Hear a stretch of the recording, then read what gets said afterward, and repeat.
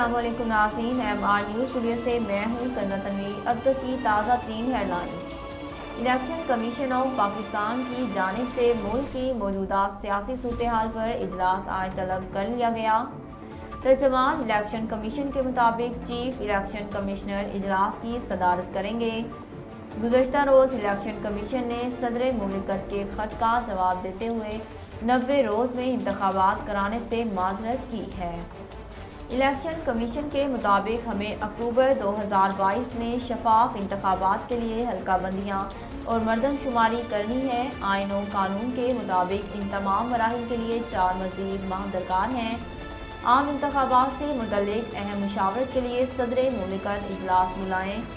Election commission ने सदर मुमलिकत doctor Arif Alvi से मुलाकात की और दरख्वास्त भी की है। अमेरिका में पाकिस्तान के नए सफ़ीर मसूद खान की अमेरिकी अफवाज और स्टेट डिपार्टमेंट के अहलकारों से मुलाकात हुई। नए पाकिस्तानी सफ़ीर मसूद खान की अमेरिकी अहलकारों के साथ मुलाकात नेशनल वार कॉलेज में हुई। मुलाकात में पाकिस्तानी सफ़ीर ने पाक अमेरिका ताल्लुकात पर ब्रीफिंग दी।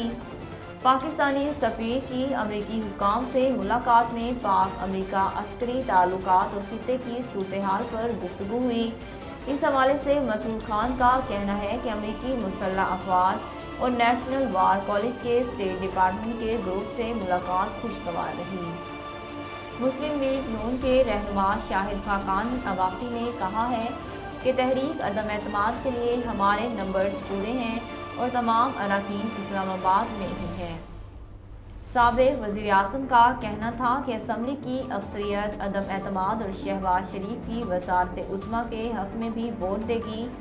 मरकज़ी रहनुमा मुस्लिम लीग नून का कहना था कि मुल्क के खिलाफ साजिश के इल्ज़ाम को भी आवाम के सामने रख कर फैसला करना पड़ेगा और ये फैसला करना पड़ेगा कि सदर मुमलिकत वज़ीर आज़म और वज़राए आइन के खिलाफ साजिश में मुलव्विस थे या नहीं। मुत्तहिदा कौमी मूवमेंट पाकिस्तान के कन्वीनर खालिद मकबूल सदीकी का कहना है कि हम तारीख के सही वक्त में तारीख के सही रुख पर खड़े थे। सुप्रीम कोर्ट की जानिब से कौमी असम्बली को बहाल किए जाने के फैसले पर मुत्तहिदा अपोजिशन के रहनुमाओं ने इस्लामाबाद में प्रेस कॉन्फ्रेंस की।